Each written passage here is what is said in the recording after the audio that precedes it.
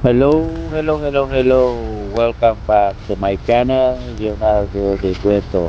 I wanna show you guys the only pears at the backyard, very fruitful, ready to harvest. So let's try the taste later.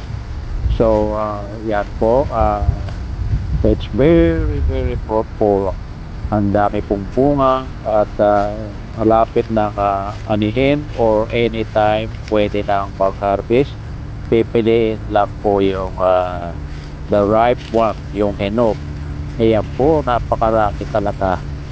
Ayan, marami na pong nakuha dyan. Noong manibalak pa ay kinakain-kain na. At busog pati ang mga squirrel. Kaninang umagang-umaga, nakita ko ang raccoon kumakain din doon sa mga salaglag. Napakasarap po. At maganda po yung peras na yan or pears sa mga yung mataas ng sugar ayon sa pagsusert. Kaya po, kaya napakarami talaga. At mamimitas po tayo mamaya. Kaya po, kumpul-kumpul. It's really a lot. Very fruitful. Oh my goodness. Yeah. Kaya, masarap gawin pears juice po yan. Dahil yung iba talagang hinog na hinog na.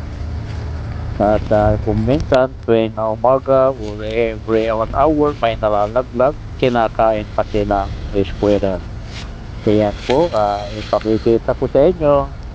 Yan, isang puno lang yan sa east side. Yan po ang mga bunga sa east side.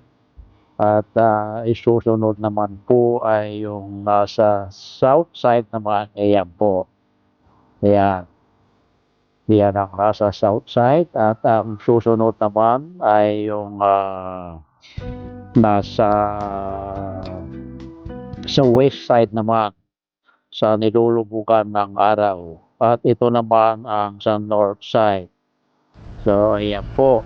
Kaya, ang ganda ng view.